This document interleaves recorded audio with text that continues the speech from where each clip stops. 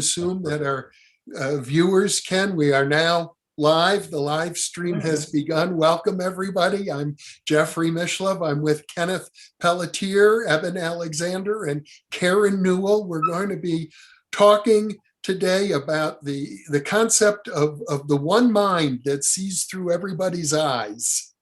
And we'll also be fielding your questions. I know a number of questions have come in already. We have a team of volunteers who are selecting the best questions and forwarding them on to me. And also, for those of you who post comments in the live stream, our volunteers will try to respond to you directly as well. So welcome, Eben, Karen, and Ken. It's a pleasure to be with all of you.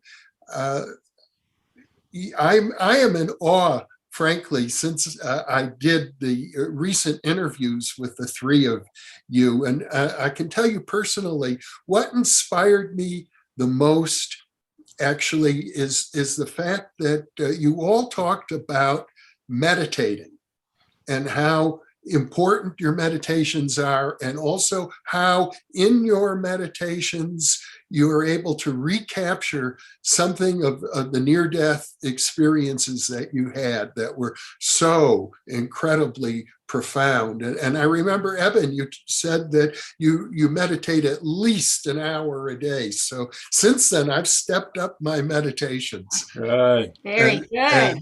As well. And I can say I'm already feeling the benefit of that. Meditation is just a really wonderful way to connect with, that quiet part of myself that doesn't always get to the front of my consciousness. So I'm just delighted to be with each of you today. And I thought maybe we could, before we start fielding questions from our viewers, I'd like to give each of you a chance to maybe make an opening statement for the viewers. Let them know what's on your mind, how you're feeling. And why don't we start with you, Karen?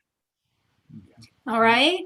Well, I was expecting Eben to go first. He usually does, but I'll go first. And when I think of this concept of the one mind, I think about it from my personal viewpoint, my personal perspective.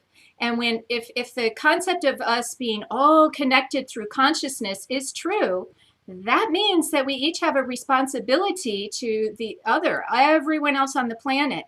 And so the idea of meditating, of taking time to go in and quiet that inner voice, that gives you that access to that greater consciousness.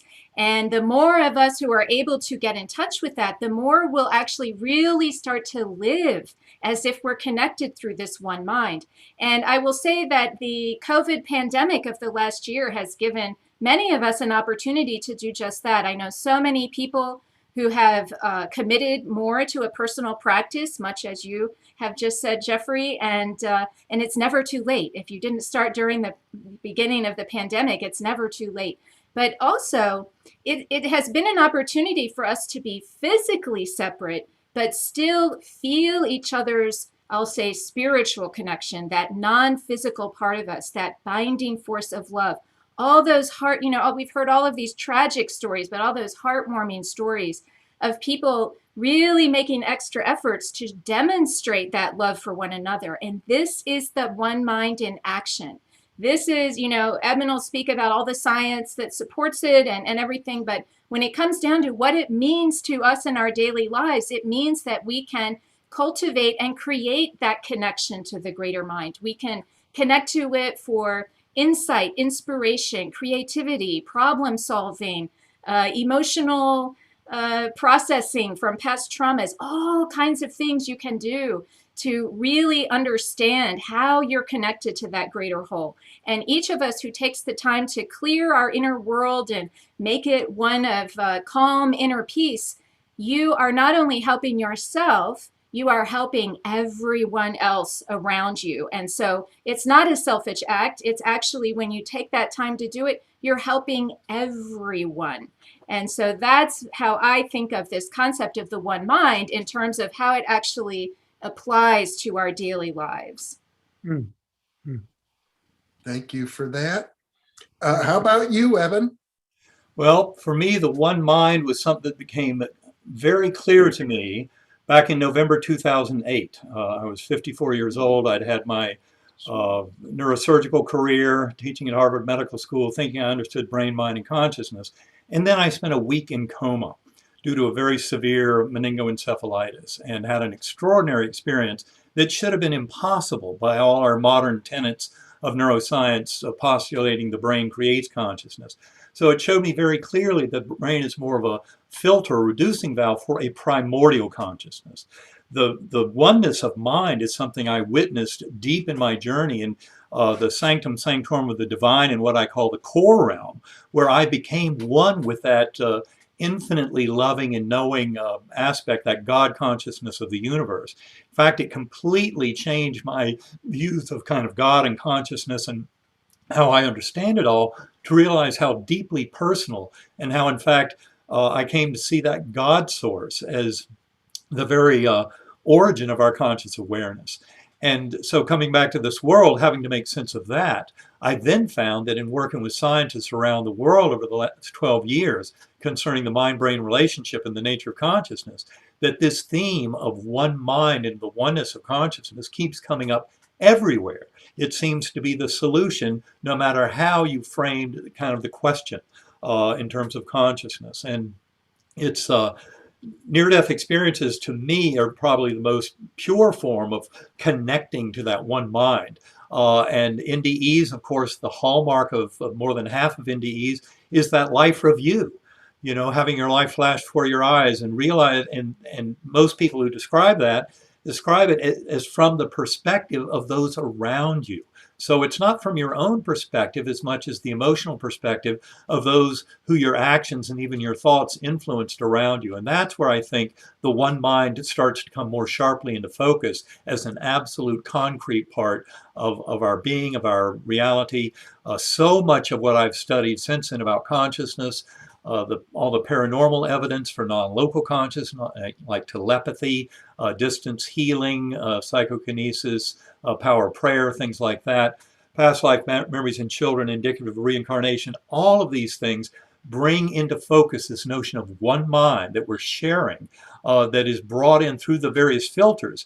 And that's, the filter is the brain and our body. That's what filters in our, what seems to be an isolated conscious awareness. And yet, people who have prayed or meditated for thousands of years, who have acknowledged the power of the top-down mental layer of the universe, which is exactly where a lot of the science of consciousness is going, is portraying this version of the mental universe. And basically that's a level we have access to as sentient beings. And then when you realize that the entire material universe emerges from that realm of the mental, that's when you start realizing the power of going within. You know, physicians have honored this mind over matter for decades in the form of placebo effect. And this is just an example of mind over matter. And when you encounter this in near-death experiences, it can be very profound healing. But it's really all about that binding force of love and the one mind. And that's where I think we can all come to glean benefits from this changing worldview in the scientific community of the primacy of mind. And we can all take that to heart in living our lives and choosing how we view ourselves and others and how we make our choices in this world out of love, compassion, kindness, acceptance, and mercy for others. And that's where I think the one mind is so crucial, an awakening point for all the world today. And Ken, I was so moved when we did our previous interview and you described this sense of love that you experienced in the out-of-body state, love that couldn't be described in words. And yet there was so much emotion coming through in your memory and your recall of it that it was quite tangible to me. Well, that feeling is still dominant with me. And it's rather like Karen, it's my experience of the one mind. And when you have that experience like Eben, and then it becomes a reality. It's not a matter of conjecture or theory or something you've read about. It's a fact. It's like breathing oxygen. It's part of your life. And your question about one mind really takes me down two paths. One is that literally in all of recorded history, every culture, every country, every planet, every peoples, every great religion, shamanistic cultures, all to the letter, all have emphasized the transcendent nature of consciousness and have described various stages of enlightenment, of higher states of consciousness as being responsible for insights and direction and the founding of great religion. So this, what we're talking about, is not an unusual phenomena. In fact, it's more usual than I think most of us realize, to the point of where, and I totally agree with Eben, and reading your most recent book, is the quip that we are spiritual beings having a physical experience. It really describes the transcendent nature of consciousness. The second path and the one mind, and the experience I had of this enveloping love that transcended all oppositions, light, dark, hate, love, all of them were resolved. And it was just a totally overwhelming, transcendent experience of love, which is still with me this day in my meditations. But I'm reminded also of, I attended a lecture by Ram Dass many, many decades ago. And someone asked Ram Dass, how often do you meditate? And Ram Dass said, 3 minutes. And the audience kind of gasped. And he said, you're surprised. He said, well, I would rather meditate every day for 3 minutes than not every day for an hour. So I've remembered that ever since. It's like touching base.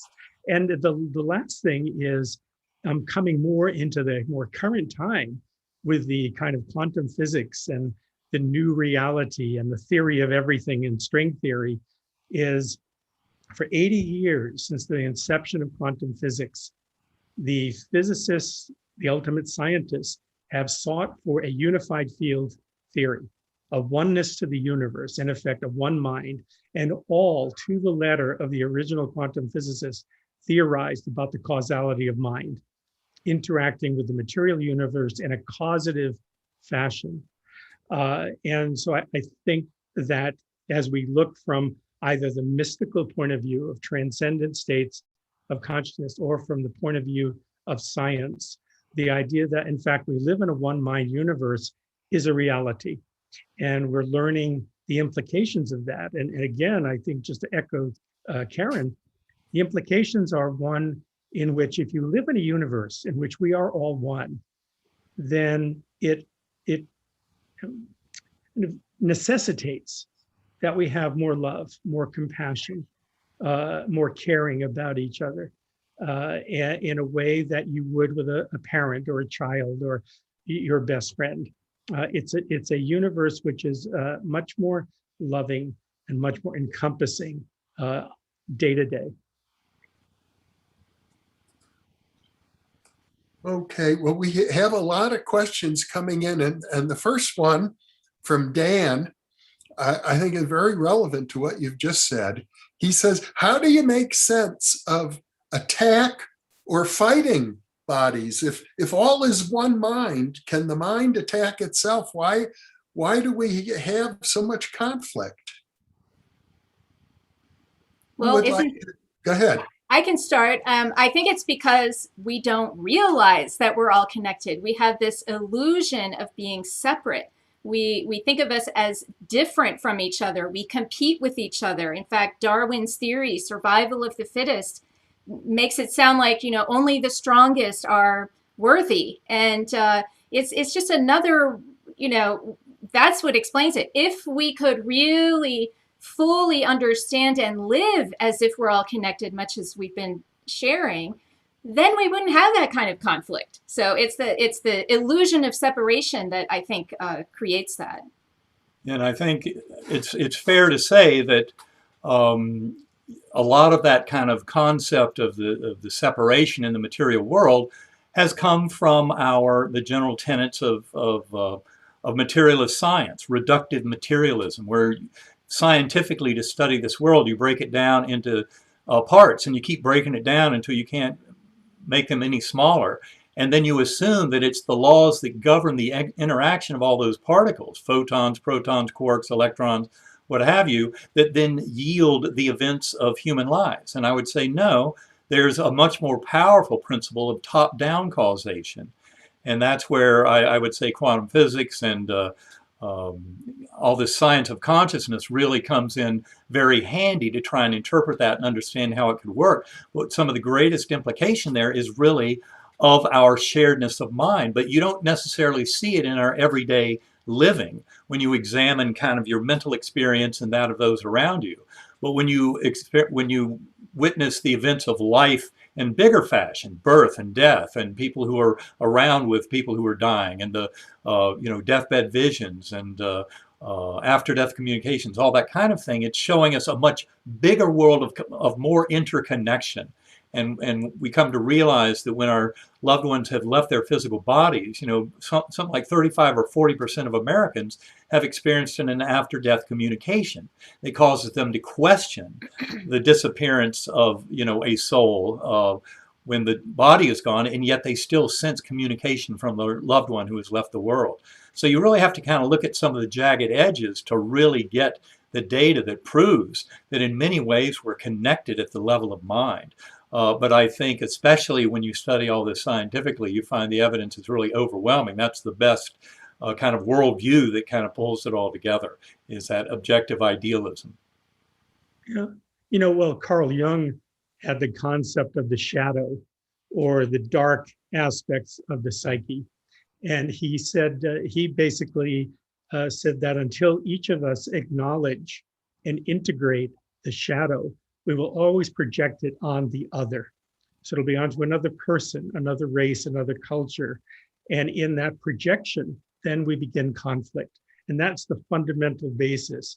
When we see something as other than ourselves and potentially threatening, that becomes this duality that we're constantly struggling with. And if you, and again, he also said, the darker the brighter the light, the darker the shadow. Mm-hmm. And I think all of us realize that when you go into your meditations, you do find that there is a darkness.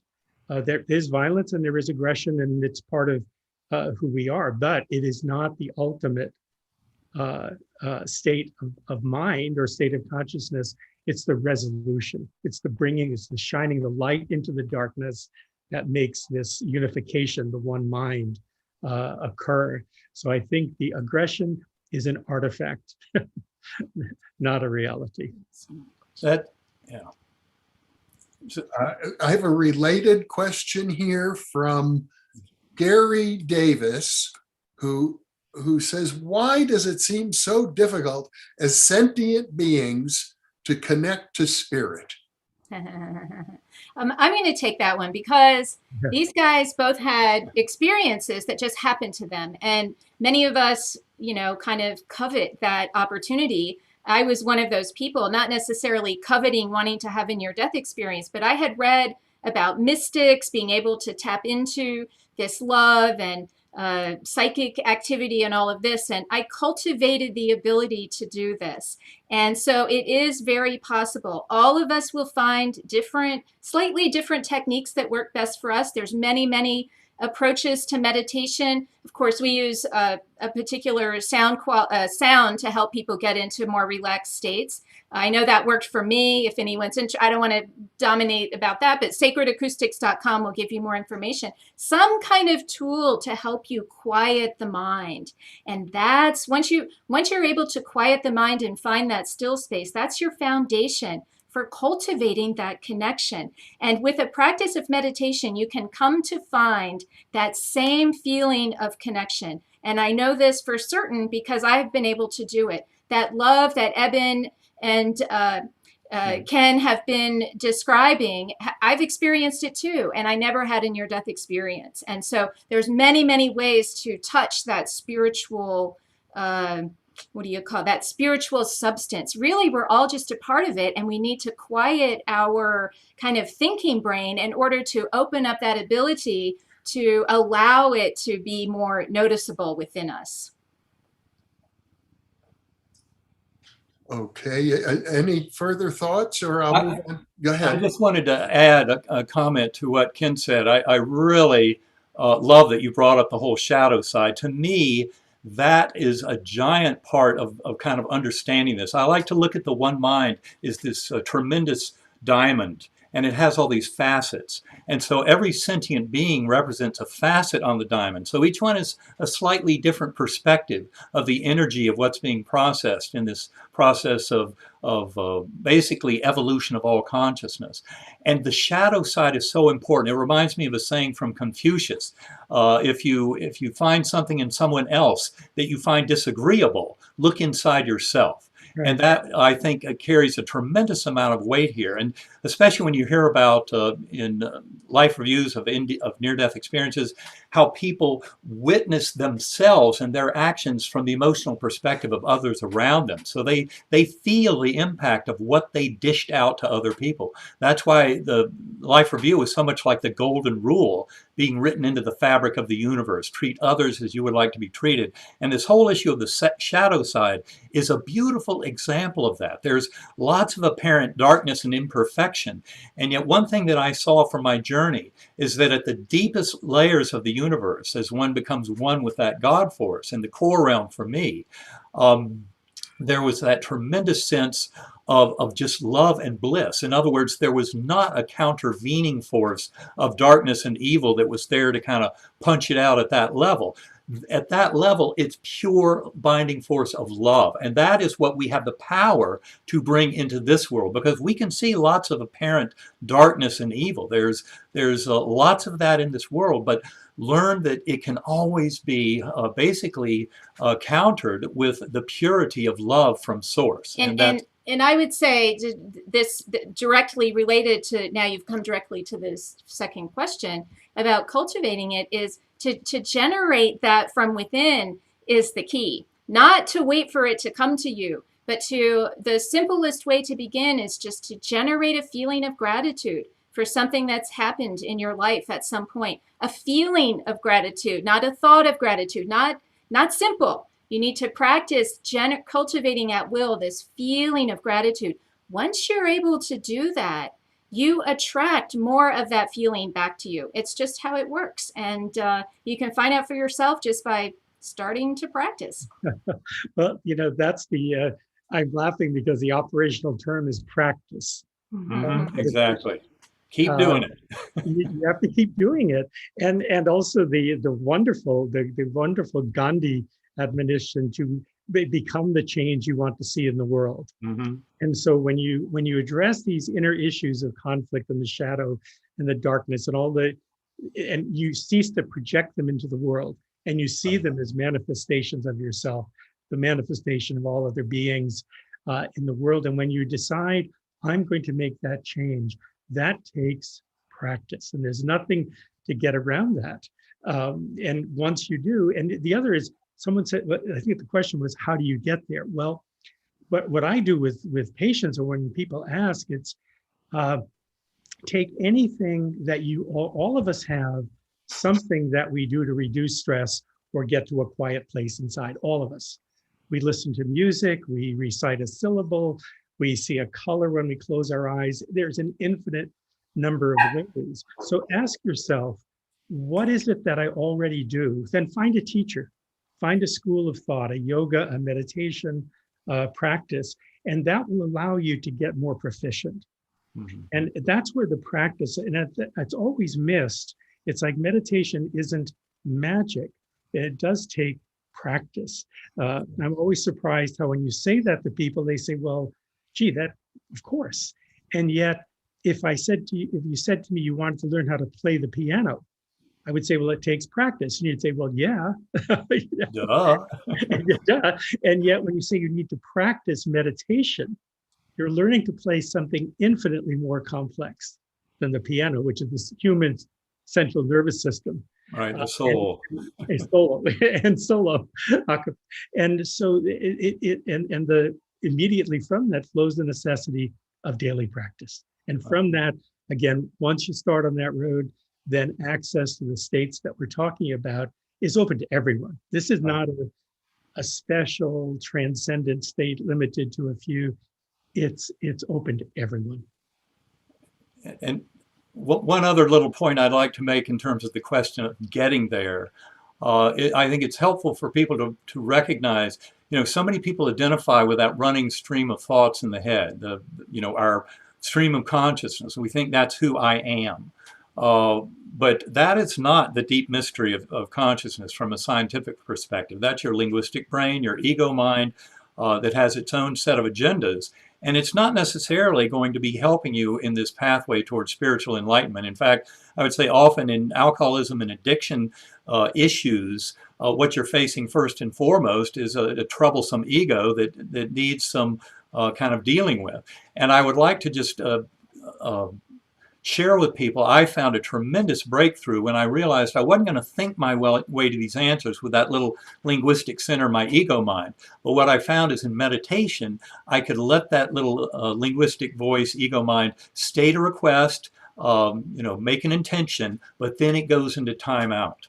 Because developing that relationship with that inner observer, with your existence, the conscious awareness of the universe, is a way of getting in touch with your higher soul and leaving the little petty concerns of the ego where they belong. They're not really the matter for this kind of spiritual growth and enlightenment. This is where the higher soul comes in handy. And the more you can start identifying with that observer within that can rise above the ego voice, I think that's where people can really start to gain through meditation, especially when you realize that mind and consciousness are not created within the confines of a 3.5-pound gelatinous mass between my ears, but that in fact that is a filter that allows access to primordial mind and universal consciousness. So going within mind is actually going out into the universe. And I think that different perspective and setting the ego mind into timeout can be very helpful at liberating people to find their higher soul and their connection to primordial mind. That's great. Here is a comment I'm going to share from Richard Downs Jr. He says, please send this message to Eben. If he meant it to be sent privately, I'm sorry, because I'm about to read it. He said, I was suicidal. And what made me decide not to take my life was listening to Eben's NDE message, you are deeply loved. You can do no wrong. Wow. Thank you. Aww. Thank you. Yeah. I often say that was the message I was to bring back to this world. And I believe it was the central message. You are deeply loved and cherished forever. You have nothing to fear. You are cared for. And I am so grateful. Thank you for sharing that. And thank you for staying with us. Yes. Thank you for staying. Thank you. Here's a interesting question from Noah Doughty.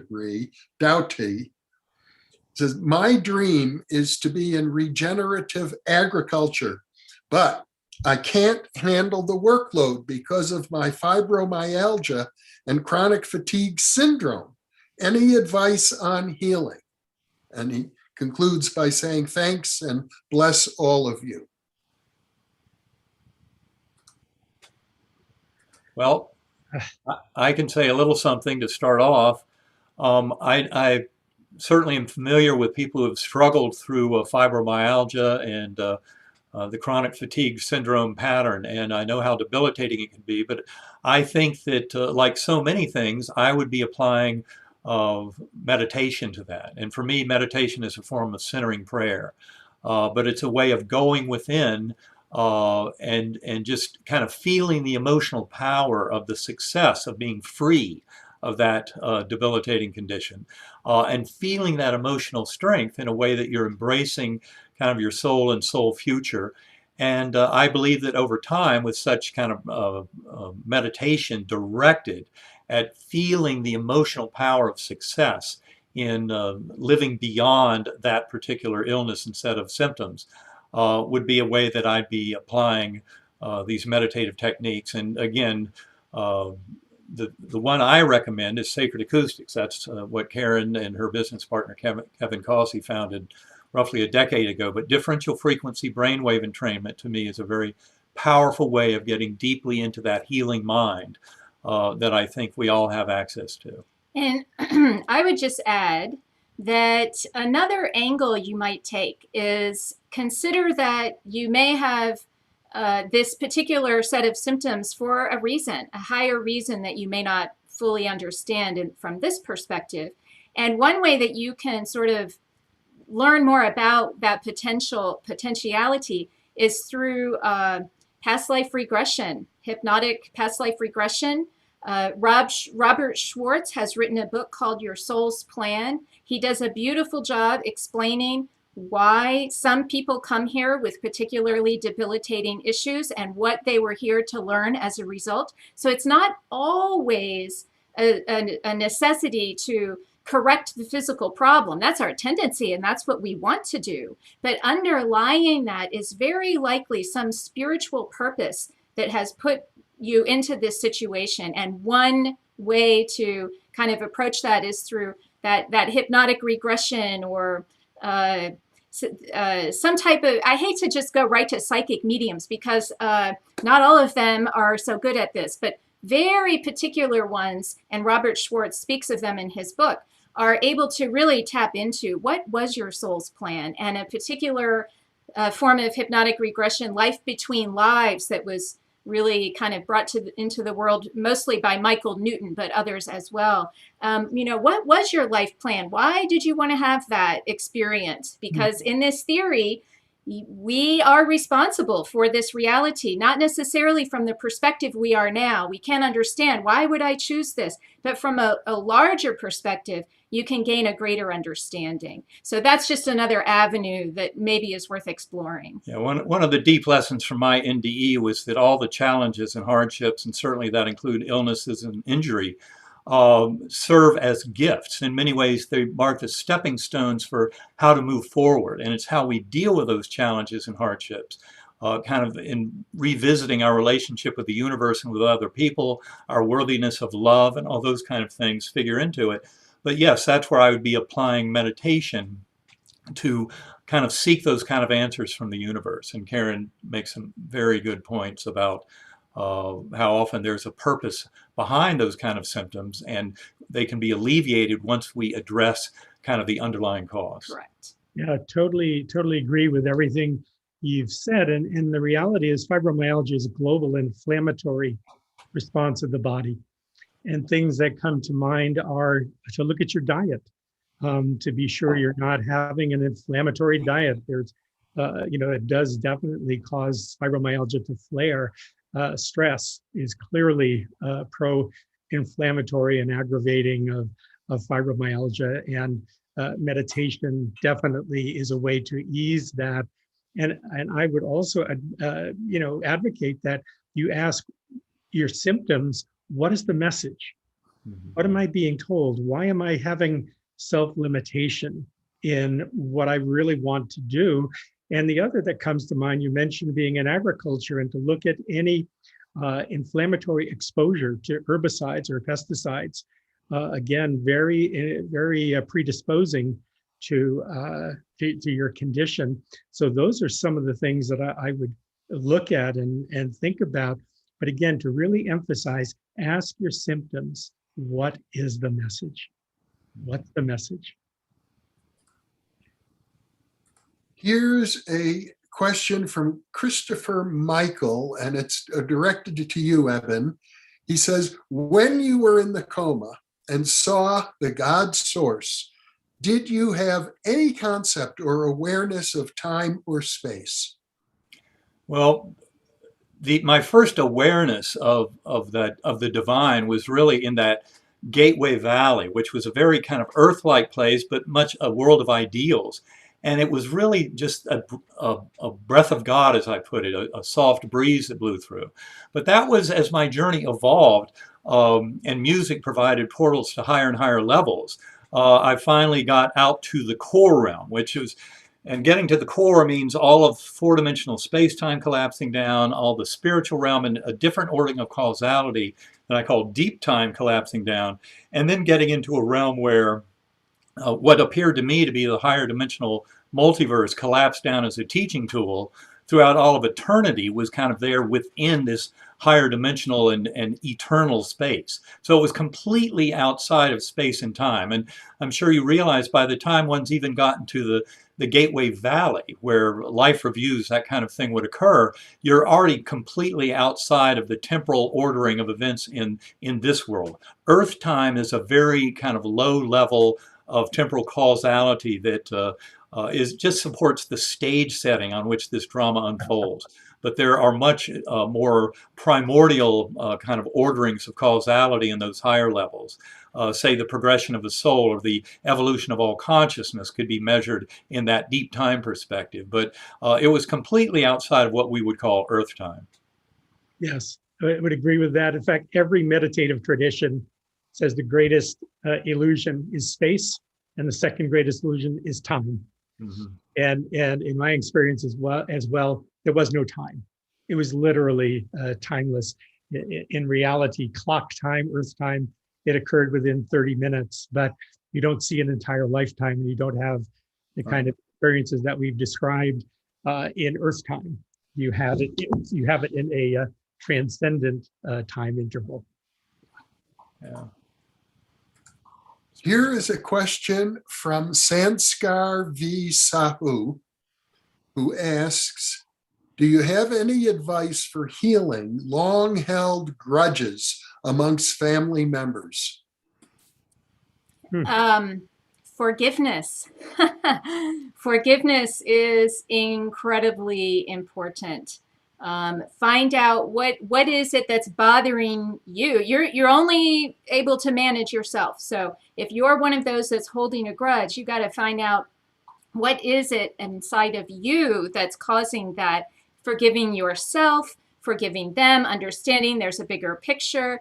But it really starts with you. You can't manage anyone else's ability to do this, but you can model it. And if you take the step of starting to heal some of those grudges, others may have no choice but to follow. And it starts with that forgiveness.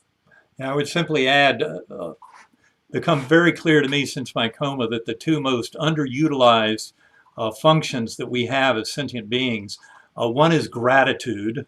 Never forget every breath is a complete gift. And then the other is forgiveness, as Karen says. And forgiveness liberates the forgiver. And from my point of view, forgiveness is absolutely essential to living our lives. Forgiveness of self for certain things and baby wounds and other things that we refuse to let go through a long lifetime, but finally learn to let go of. And forgiveness of others. This is really the key to liberating ourselves from the prison that we are stuck in as long as we fail to forgive others. So I'll tell you that if it does stick around, towards the end of people's lifetimes in this family, you will reckon with it at some point. Yeah, you have to. There's a book called Death is But a Dream by Christopher Kerr, and he did this study in a hospice center in Buffalo, New York. That's what 88% of the people were having, these end-of-life dreams and visions, and the themes were about reckoning with things from the past, that happened long ago in your life. How you're gonna have to deal with it at some point, and if you don't deal with it then, you deal with it in the next phase through that life review. So you want to escape this sort of thing, and if you can resolve it here and now, these long-time grudges, you won't have to deal with it later. But as Eben always says, there's nobody gets out of here dead.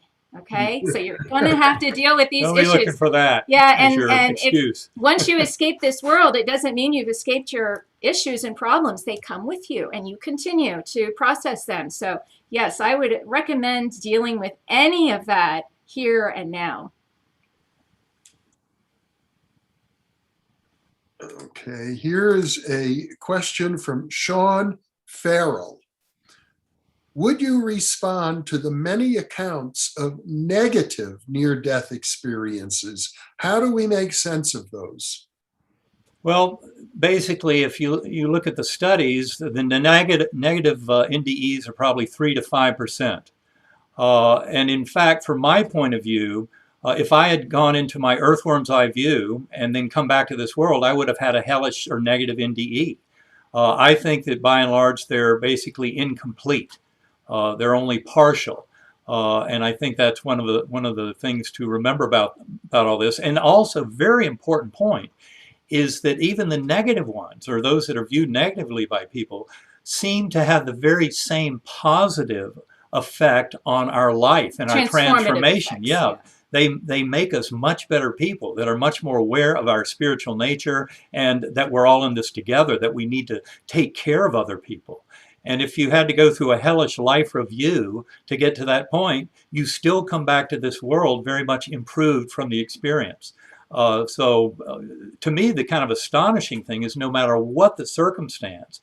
So I would include, for example, prisoners in a maximum security prison working as hospice workers for fellow prisoners. They see the same kind of things at life's end. That is, of love, of people being forgiven. And they see, inmates showing horrific, kind of guilt and apology over the actions they may have committed, but they are able to achieve some peace in their soul. But I'll tell you that hospice study, even in the end of life setting, it's consistent with near-death experiences. There are a much lower percentage, but a percentage of folks who seem to have distressing end-of-life dreams and visions. But just like with NDEs, the result is the same. They end up transforming, that whatever that distressing experience was serves the purpose of bringing them to that transformative state. So just because it's a negative experience does not mean that it isn't offering an opportunity for growth and learning. Well, there are cultures that have a very sophisticated understanding of the negative post-death states. So the Tibetan Book of the Dead describes the bardos, or the levels of potentially suffering and negativity that a soul passes through in the immediate after-death state. And part of the Tibetan Buddhist practice is that of lucid dreaming. And lucid dreaming is where you become aware of the fact that you are dreaming in your dream. And there's a prescribed set of practices. Anyone can do this. And in fact, there are some practitioners now that teach this. One young man out of London does a very good job, Charlie Morley. Yes, we know him. Mm-hmm. And it's also known as Tibetan Dream Yoga. That's how Dream yoga, correct. That's where it comes from. And it's a way to, in your life, before you get to the end of your life, before there are these unresolved issues and the potential for negative experiences, that you can resolve and confront and deal with and integrate these animosities and difficulties that arise during life. But again, this is not inevitable. None of this is inevitable. The only inevitability from anything we've experienced is all-encompassing love. Here is a question from Johan Erickson, who says, how can we who have this perspective on life after life be of assistance to those who face terminal illness and have a deep fear of this transition and suppress their spiritual intuition? Well, it's interesting because being around people at the point of death, there's no predicting the last 5 minutes based on the person's life. It can be quite beautiful and very high state of consciousness, and other times it can be excruciating and not pretty in any sense of the word. But the ability to make that transition, most people, again, if you look at the research data, do not fear death per se. What they fear is helplessness, and they express regrets at not having resolved issues with the people in their lives. But it's not the actual transition and point of death that they fear. And a last point that comes out of the research, which is ironic, but people of highly orthodox religious beliefs actually have the most fear of death per se.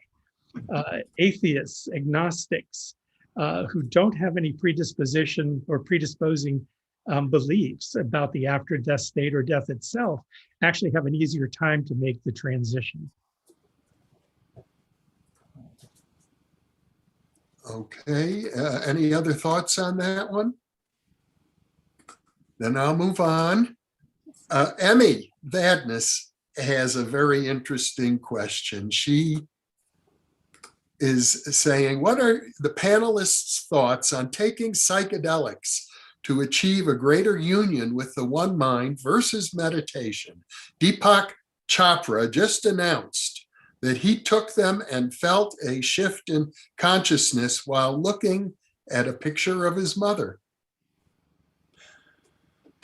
Well, I think a few points about psychedelics or entheogens that I would like to make. One is they help a lot in the whole brain-mind question in the science of consciousness, because the study of people's brains under the influence of such plant medicines like psilocybin, LSD, DMT, turns out that functional MRI, magnetoencephalography, other ways of looking at brain function reveal the brain is going dark. It's turning off. So no one should be thinking that increased brain activity is giving them that phenomenal experience that they witness under the influence of such substances. It's actually occurring because their brain is getting out of the way. That's a very important point because it dispels this notion that the brain creates consciousness and reveals it more as a filter that allows certain states of consciousness. The other important point is that recently psilocybin has been used, for example, to treat morbid fear of death in cancer patients, and also treat severe addictions, nicotine, opioids, alcohol. And it turns out that 1 or 2 doses of psilocybin, magic mushrooms, in a proper therapeutic setting can give you months or years of progress in fear of death with cancer, in those addictions. And what I would argue is because the psilocybin itself is not really doing that trick. What's actually happening is you're thinning the veil and allowing yourself to have higher contact with your higher soul, with that primordial mind. And I believe that's exactly the best explanation for that. I would also point out there's a beautiful book by Dr. Christopher Bache, B-A-C-H-E. That book is called Dark Night, Early Dawn. And in that book, he goes in detail. It was written about 17, 18 years ago, but he goes into detail in comparing head-to-head his personal experiences with both binaural beat brainwave entrainment, and he was using something that I would view as not quite as advanced as sacred acoustics. He was using what was available in the mid-90s to him, and he compares it very favorably with his parallel work in using high-dose LSD for spiritual work. And he goes so far as to say you can make as much progress with the differential frequency sound as you can with those high-dose drugs. And I would say it's because of that very reason, that you're using the meditation to thin the veil and therefore have a much more facile relationship with that primordial mind. And I would just add that in all of my experiences trying different methods, I have included different psychedelic experiences. And for me personally, I did not find those experiences to be better than my meditative experiences without any substances at all. I did not find that. Now, I've met others who have had the most amazing experience ever. It's very important that I also know some people who get into this and then they kind of get addicted to the process of the substances. So when Eben's speaking about doing this in a therapeutic setting, it's really just a one-time thing. And some people get into the habitual use of it thinking that this is my way to experience the spiritual. And so there's a lot of different angles to think about when doing this. But my personal experience was that I did not find them to be useful. I found that meditative type of techniques worked much better. It felt more natural to me. The other, because I had already had those kind of experiences, when I had the substance influenced experiences, they felt artificial in a way. And that may not be the same for everyone. It's no judgment on anyone else's experience. But for me, that's what it was like. So I just wanted to make that point. So there's growing, as you know, there's growing use of low-dose psilocybin and low-dose hallucinogens and PTSD and addictions and recovery now. And I think that's really excellent, but it doesn't it doesn't abdicate the necessity of integrating the experience. So you may be catapulted into a higher state, but then you come back to day-to-day reality and how you integrate and understand that and the effect it has and the long-term consequences. That's where it becomes, if you will, a path to meditative practice. But there's no shortcut, if you will. Psychedelics do not provide an immediate path to enlightenment. They give you a glimpse, and then you have to come back and you have to trod the path one step at a time, the journey of 1,000 miles. So nothing negative about them at all. It's just to remember that it doesn't eliminate the necessity of practice. Right. And I would simply add, as you know, as a near-death experiencer with a pretty deep NDE under my belt, yes, I did end up trying 5-methoxy-DMT as a comparison. And for me, the psychedelic, I would call it an entheogen. I do not like the word hallucinogen because that implies that what you're seeing is not real. No, you're seeing a version of reality. It's just different from this material reality. But my point would be that the pharmaceutical or the plant medicine was like looking through a small keyhole at the spiritual realm compared to my NDE, which was like a panoramic penthouse view of the entire vista. So I believe they do offer glimpses into the same kind of territory, but nowhere near the power that I think can come certainly from a natural spontaneous NDE, but also what I believe is possible through meditation. I mean, there are many reasons why the fact that binaural beat brainwave entrainment is influencing a circuit in the lower brainstem. It's actually getting at consciousness at a far more primitive level than those plant medicines or entheogens, which are mainly active up in the neocortex and the serotonin receptors, sometimes in the GABA receptors. But the reality is, I think by intercepting consciousness at a far more primitive level down in the lower brainstem, that's what's enabling such kind of profound experiences to occur in some of the meditators that we work with sacred acoustics. Well, I like that term, theogens. I hadn't heard that. Yeah, entheogens. Yeah, I think that's a great term. And you're right. When you look at the EEG or the MRI under hallucinogens, the brain is the frontal lobes, the thinking part of the brain, is actually very quiet. Yeah, and they're gone. They're gone. They're off for the afternoon. Exactly. So it suspends what the Buddhists refer to as the monkey mind. Right. The swinging from one thought to the next, and allows the person to experience thoughts and states that are transcendent. So they have a really vital role. And again, they have for centuries. And their entire cultures, South American culture with ayahuasca, the Southwest Indians with peyote. So they have a vast history of culture. But again, they're always used within the context of a culture, a shaman, an understanding, and an integration of the experience of the individual, the entire community, and the culture. That's critical. It's that critical job of integrating the higher into the day-to-day. That's what you've experienced. It's what I've experienced. That's where it's why it's taken me 50 years to talk about this. Right. It takes a while. Well, I'm glad you're talking about it, Ken, because you have a beautiful story to share. So, well, it's from thanks you for sharing your experience.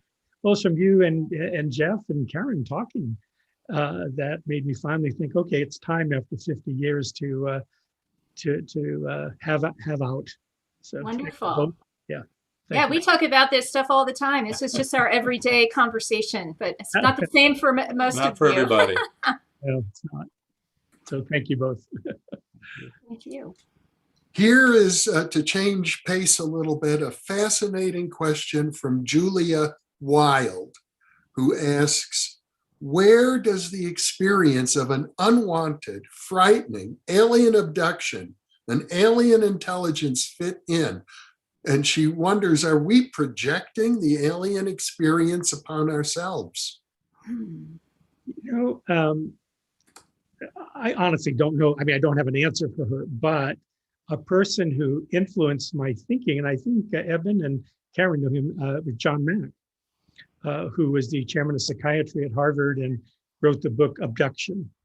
And it was very controversial. He's now, I think he died 6 or 7 years ago, but I spent a lot of time with him in the Soviet Union. I was part of an exchange program around the cosmonauts and astronauts. And he and I were in the Soviet Union quite often together in the decade of the 80s. And he actually talked about the fact that he thought that abduction phenomena was more a mental phenomena, that it was not, tin ships coming from distant planets and abducting people per se. He said there's an element of that, and he didn't deny that, but he clearly saw this as entering into a realm of consciousness in which the person was contacting beings that also had a consciousness, but a different physical form. And it was the challenge of understanding the transition between the levels of consciousness in which a person was experiencing positive or hostile other entities that he thought was the greatest challenge in psychiatry. And again, that's the theme of his book, Abduction, if you're interested in reading that. Okay.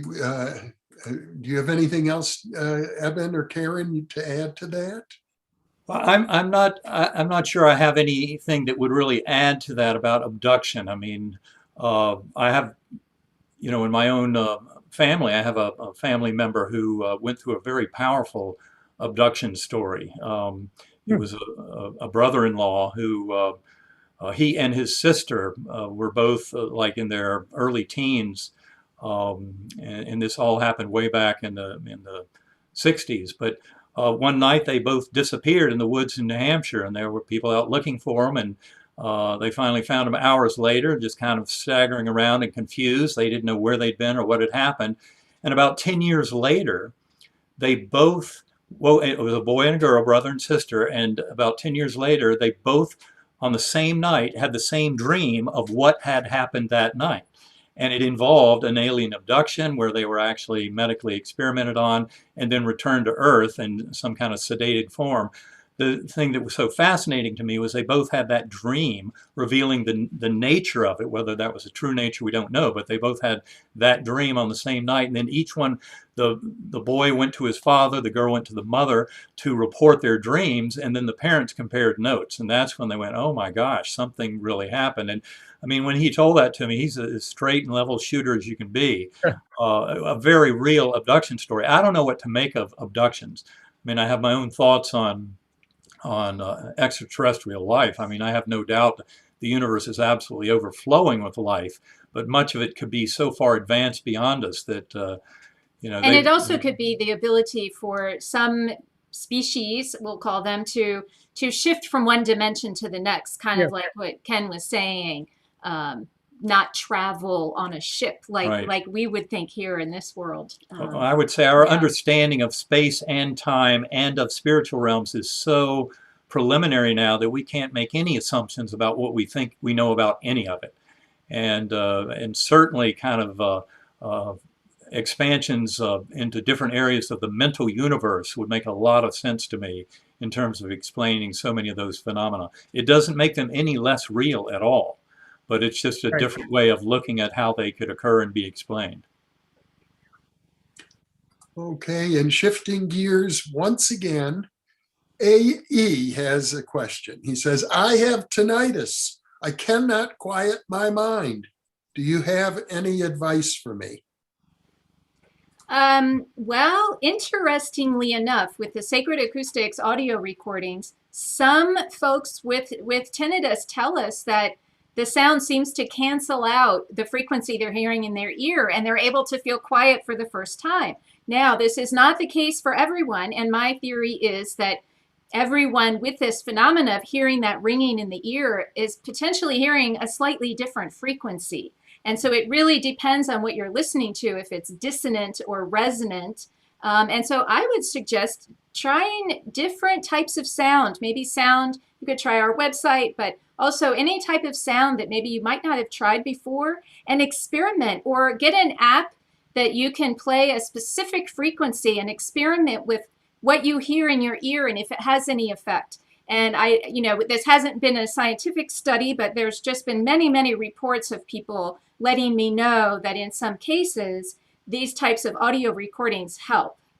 We'd also like to hear back from you. So give it a try. Use the ohm file or something off Sacred Acoustics, and or the app where you can you can play a different frequency. Anyway, Right. I don't know which app, but they have them. That's a Well, great. we should mention that you have a free audio recording that people can download. I've downloaded it and found it very soothing and useful. Okay, so Yeah, and also that if you go to sacredacoustics.com and put in your email, and the free download page will send you a link to that free download. But we also have another set of recordings we call the Whole Mind Bundle that was used in a pilot study that showed a 26% reduction in anxiety after just 2 weeks of listening. So many, many applications. And that Whole Mind Bundle is also available at no cost for those in financial uncertainty. And it gives you a range of different frequencies along with that free. It all can be free, so you can try it first and see if it makes any difference for you. And that pilot study, by the way, was by Dr. Anna Yusum, and it was in Journal of Nervous and Mental Diseases, February 2020, that supported Sacred Acoustics tones for relieving anxiety and depression. Anxiety. That's a great recommendation. It reminds me of a colleague who had a surgical neuroma removed and developed tinnitus as a consequence. Mm-hmm. And he was an avid bicycle rider. And he noticed that when he was bicycling, that the sound of the whistle through his helmet created an acoustic frequency that completely eliminated the tinnitus. There you go. Nice. He aggressively rode his bike on a daily basis. It actually alleviated the tinnitus totally. Well, that's validating. That's very good. Thank you. Very validating for what you're talking about. So yeah. Very good suggestion. We're at the top of the hour, so I should let our viewers know we're going to continue until we reach the bottom of the hour, roughly 29 minutes from now. Here's an interesting question from Mary Hitchcock, who asks, can inmates and guards in prison be trained for meditation to transform their lives and worldview? Well, I think there are actually many programs already, but Mary is asking, is that a study group that could get funded?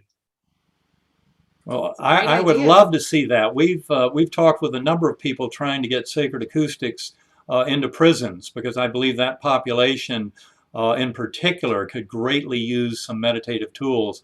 And we just had a little trouble making the right connection to where it's challenging to, get this technology into prisons for some reason. But certainly anybody out in the audience, if you know of someone who works with prisons, we would love that kind of connection. And speaking of one mind, those prisoners are part of us. We often say no soul left behind. And so really anyone who's in distress, and certainly prisoners are part of that, we need to help them to find that inner peace, even though they're incarcerated. So it's important for every soul on the planet to understand this. Okay. Here's an interesting question from Tom Hornstra, who asks, what do you make of the holotropic breath work, which is Stanislav Grof's method growing out of LSD research? How and why does it work from a neuroscience and spiritual point of view? Well, I've tried holotropic breath work. I've tried, many of these techniques, and I don't know the neuroscience behind it, but I do know that it is just another method of getting into that altered state where you feel more separate from the physical here and now into a more expanded kind of awareness. And I know different practitioners will do it in different ways. Some will play music, some insist, no, there shouldn't be music. Some will say, oh, you must have 8 sessions at this time interval, and others say, no, just 1. So there's a lot of different research you can do if you're interested in it between all of these different approaches to it. But I find that it is a useful technique in some cases. I know that he called it like rebirthing, because he would guide people, or somehow they would find themselves kind of re-experiencing coming into the physical body and touching that spiritual soul really before they entered the body. And so there's that aspect as well, although that was not part of my experience. I was able to return to some childhood memories that turned out to be very significant to whatever I was experiencing at that time and helping me, move on to the next stage.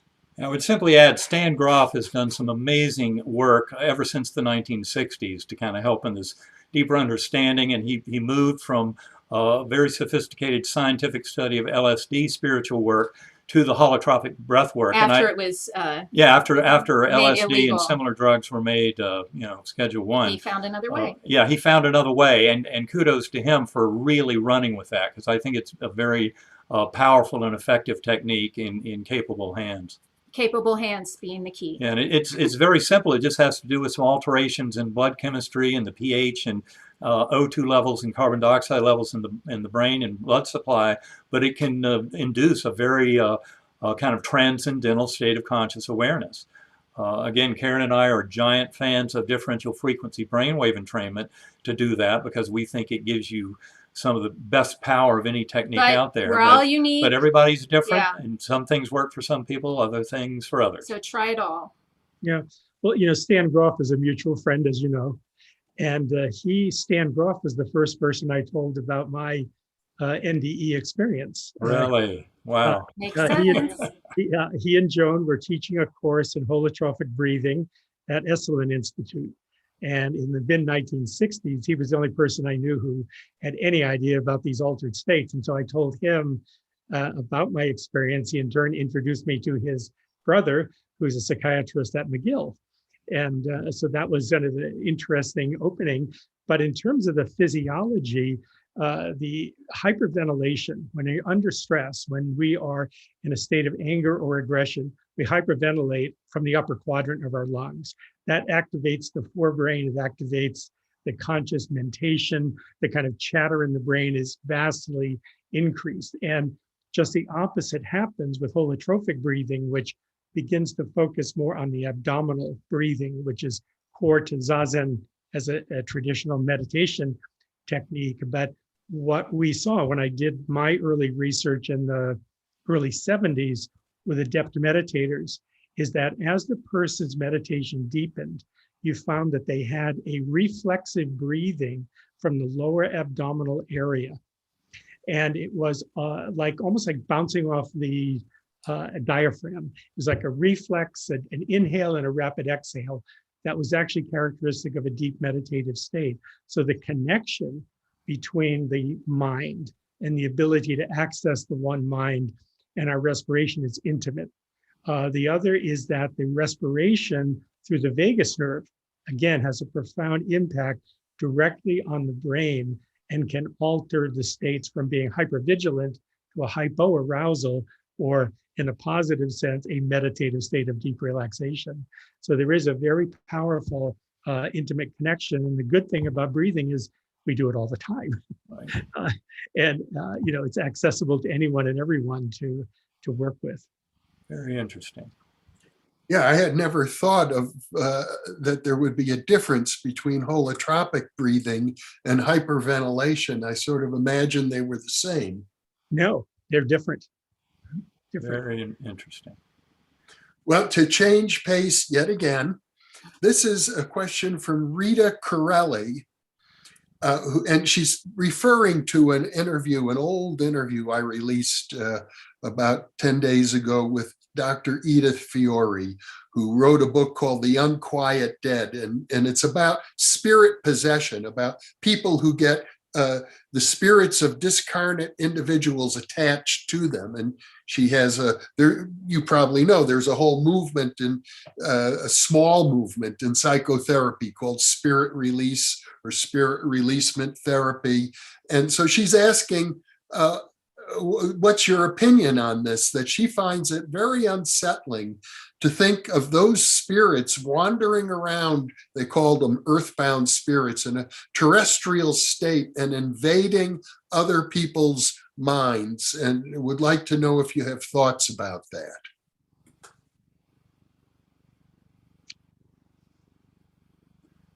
Well, I can start. I would simply say I think it's a real phenomenon. I think that there are such cases. One that I'm quite familiar with as someone who is a friend is a story by Amy Hardy, and she it's actually available as a DVD that was put out by PBS called The Edge of Dreaming. And it's her personal story. It's an astonishing story indeed, where she basically started getting very ill with a idiopathic pulmonary fibrosis, and nobody understood where it was coming from. This all came after she had a dream, and the first dream was of her horse. And the horse came up to her and said, "Are you filming? Are you ready to make a documentary? Because I'm going to fall to the right." And then the horse fell to the right. And then she went out, she woke up from her dream, went out in the barn, and the horse had died, fallen over on his right side. She was a scientist, made documentaries on molecular biology, etc. for BBC, very scientific thinking. But then 2 weeks later, she had another dream where the soul of her departed spouse came to her. And the father of her 3 children. She was now remarried, living with her second husband. But her spouse came in and said, "Thought you'd want to know this. This is your last birthday this week." And then he disappeared. And of course, that dream, she really paid attention. So that's when she started developing the lung symptoms. It was found she had an irreversible, inexplicable condition. And she ended up seeking the help of a Brazilian shaman, who helped her do some deep, profound spiritual work. But she ended up finding that there was some spirit from a past lifetime that was really trying to hang on to her, and she had to do battle with it in that realm. So The Edge of Dreaming is the name of the DVD, and it also will show you how these visions and kind of spiritual awarenesses do not necessarily show something written in stone, but they show a tendency that you can then actively avoid, which she actively avoided by doing battle with this spiritual entity. So she didn't die. She did not die. She ended up doing the spiritual work, and then all the pulmonary condition cleared up when she did that properly by the shaman's direction. Well, I just finished reading a book called 30 Years Among the Dead. It's a classic. It was first published in 1924 by Dr. Carl Wickland, who was a medical doctor, and he worked extensively with this problem. And what he found, and other people I know who work in this area have found, is that at the spiritual level, there's always help available for earthbound spirits. Typically, they don't want the help. That's why they get stuck. Right. They reject the help, but there are people who specialize in this.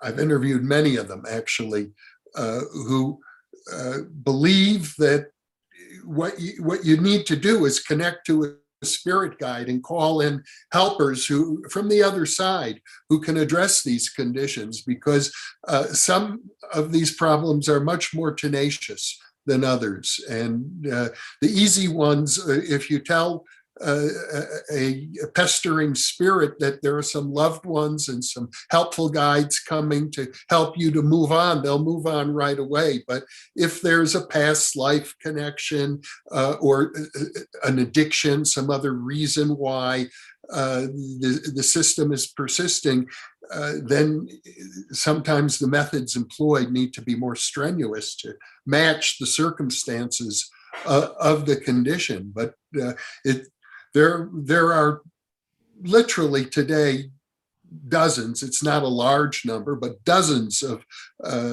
psychological and spiritual professionals who are ethical and who do a credible job working with these kinds of problems. That's a very good point. I would also say I agree with the fellow who wrote that book, that there are also guides available in the spirit world to help. The dominant influence in that world is one of love and compassion and of caring, and one we can trust. And I think that's an important part for anyone who is facing, a perceived kind of threat from an entity in the spiritual realm, is remember you have more allies to work with you, to help from that position of love. And they are there in that world as well as this one.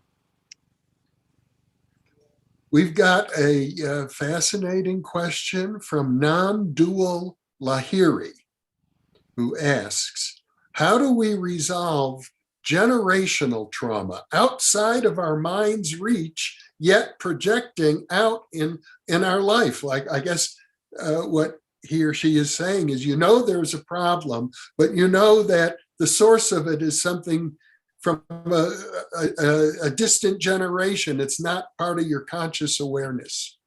Well, that's interesting question. There is an evolving field or area of epigenetics, which is where I do my research now, but it's called transgenerational epigenetics. And it has to do with the fact that generational inheritance of trauma can not only go through generations, but can actually skip generations.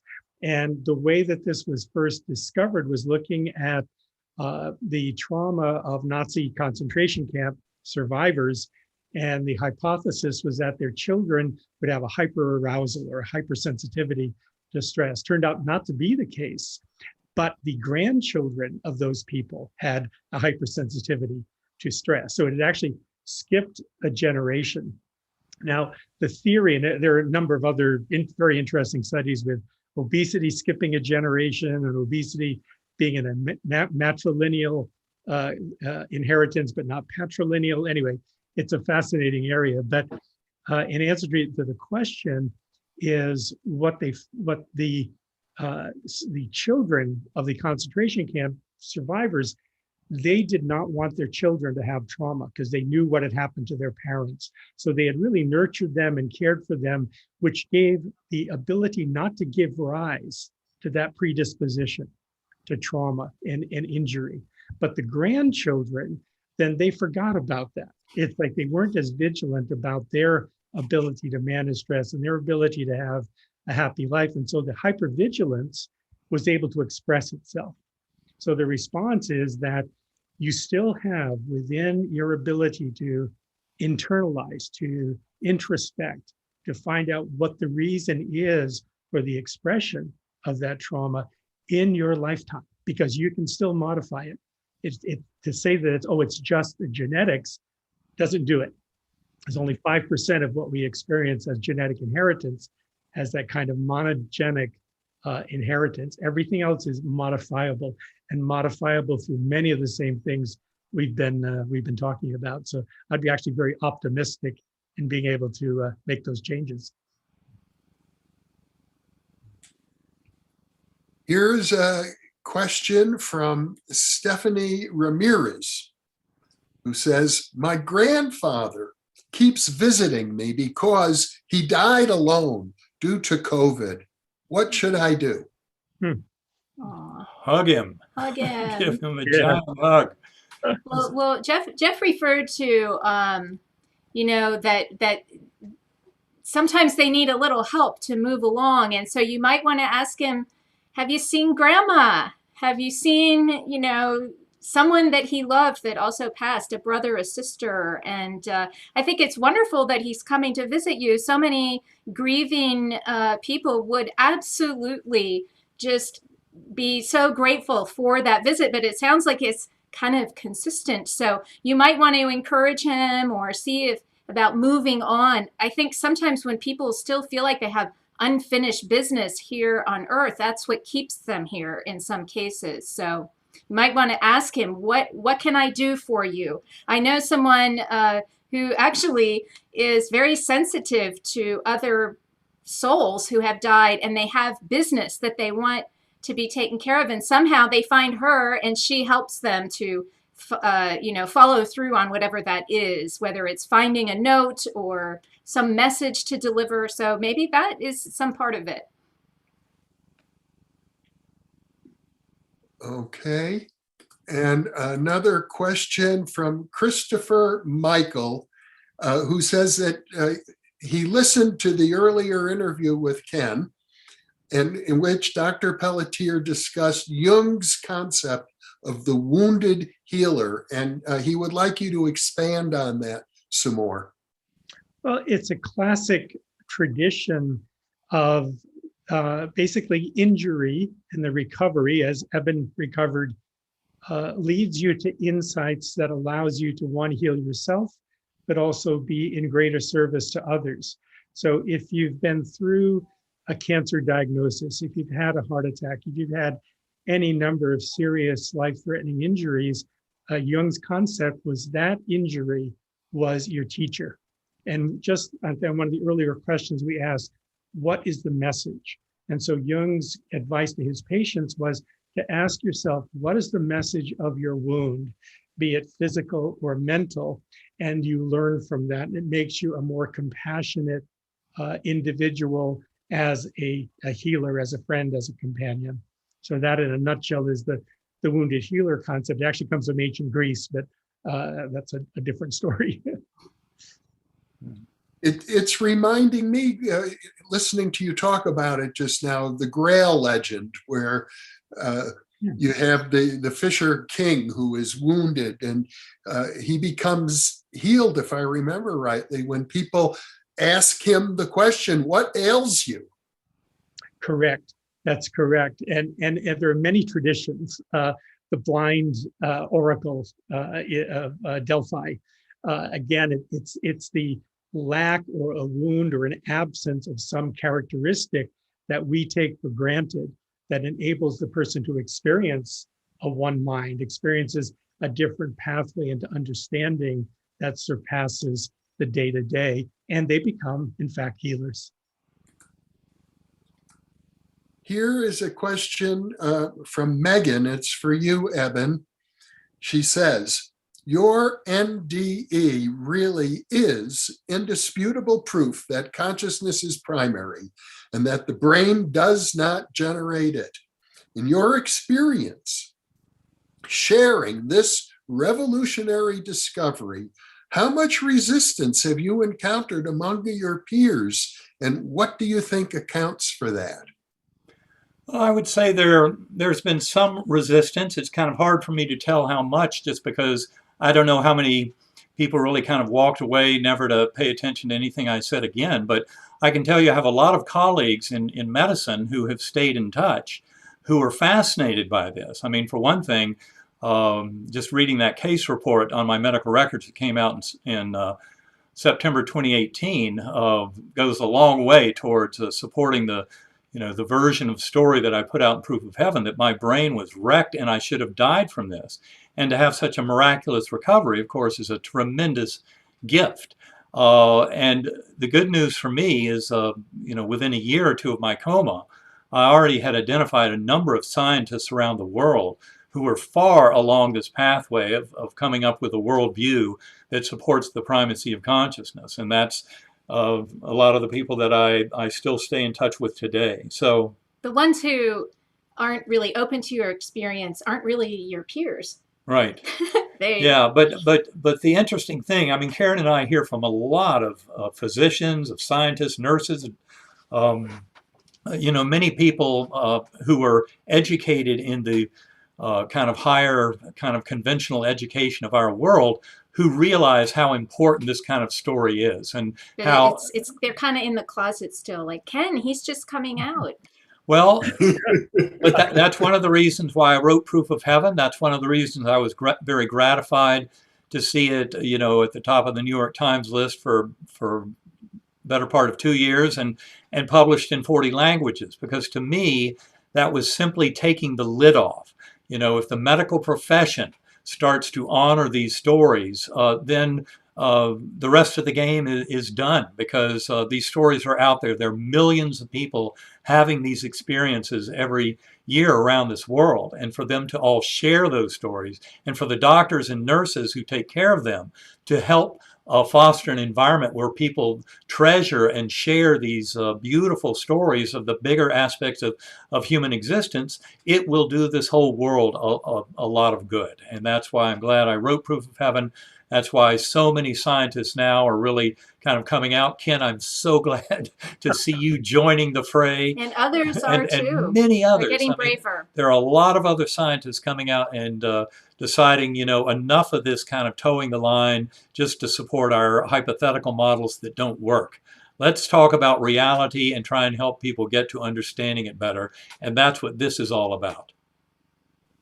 Well, I think it's fascinating that in your case, Ken, you've been at the forefront of mind-body medicine for the last half century, and yet you did feel until recently very hesitant to talk about the deepest, most profound experience that you had. And I would imagine your reluctance to talk about it speaks a great deal to the social pressure of working in an academic setting. Partially. Partially, it is a sense of being immodest, as though it kind of sets you aside or higher than. And so that was part of it. But certainly the concern about what colleagues think of you or their opinions was a factor. And again, this is the 1960s. This is 50 some odd years ago. We didn't have the benefit of someone like Eben and Karen out there leading the charge and in front. Although as I've looked back, as I've continued reading over the decades, you realize these accounts have been reported for hundreds of years. Mm-hmm. And it's what we're talking about is a common experience. Very, very common. More common, I think, than we actually recognize. And the fact that people are beginning to talk about it, are beginning to have these kind of conversations is very optimistic, because it creates a universe that's alive and vital, that's loving, that's compassionate, and we certainly need more of that right now. So the fact that Eben has opened the door, Eben and Karen have opened the door for me, I'm very, very thankful about that. And I've found the same receptivity now among my colleagues. They actually applaud this, and they kind of take you in the corner, which I'm sure you've had happen. Say, a few years ago, I had an experience like that. Exactly. A lot of that. The times they are changing. Yeah. Finally. Yep. Yeah. It's great to be sharing this dialogue with everybody on Earth, because I think our world is still paying a lot of price for, that false sense of separation that's inherent in materialist thinking. But we're all truly in this together. That's what NDEs tell us very strongly. And it's all about that heart consciousness and that love. There's no way to talk about one mind, as if it's just a brain kind of separate. This is all about love and connection and heart consciousness.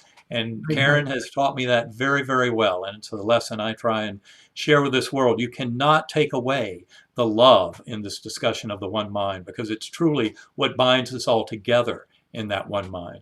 And it's a love for all of our fellow beings, not just humans.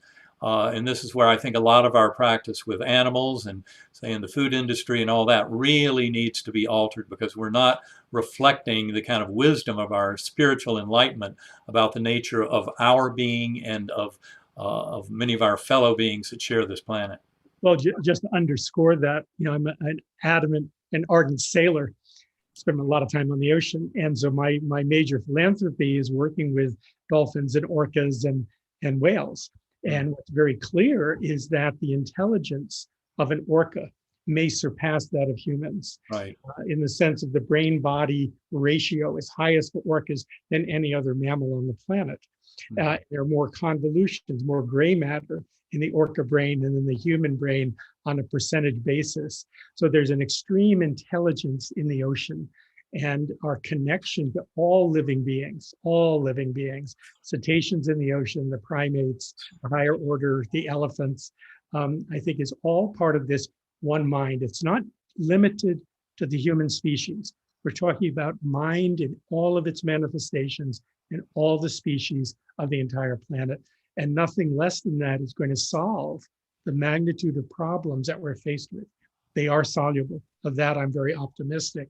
But it will take this mindset of one mind to accomplish that. So I have to, because you mentioned whales, I have to just briefly share this experience that Eben and I had together. We were in Maui, Hawaii, and we had this opportunity to go look for whales, but it was late in the season. We were on 2 double kayaks. So there were 4 of us on 2 kayaks rowing out into the ocean, looking for these whales in this vast area. Where are they? So we kind of just head in a direction that feels right. And then someone who was with us said, "Hey, Karen, you're into sound. What sound would you make if you were a whale?" And of course, I was familiar with whale sounds, so I started making that sound. You're familiar, like, kind of just that deep resonant sound they use to communicate underwater. And so I'm making this sound, and it kind of just evolves into this om kind of sound, and the others joined in. And I felt this activation in my heart as we were doing this. And I even said that to Eben, oh my gosh, I just felt something in my heart. Moments later, a whale popped out of the ocean right in front of us. And I have to think that he heard or felt us. It was a mother. It was a mother, because she had a baby with her who, before they left, did a full breach out of the water. They were swimming earlier with us, right there. But earlier that week, we were not in an oceanfront hotel. We were back a little bit, but I could see way out into the distance. Occasionally, I would see these little spouts of water from a whale. And I would from that hotel room, probably a couple miles away, I would say, hello, whales. I'm here. I'm here, whales. And I would just sort of generate that feeling of connection. And who knows, maybe they were recognized, that energy. I mean, I have to think that one mind includes them, and that they felt that communication, because that intelligence that they have that ability. And so I just had to share that real quickly. Well, absolutely. Jung would call that synchronicity. Yes. Well, I would call it manifestation. Manifestation, yes.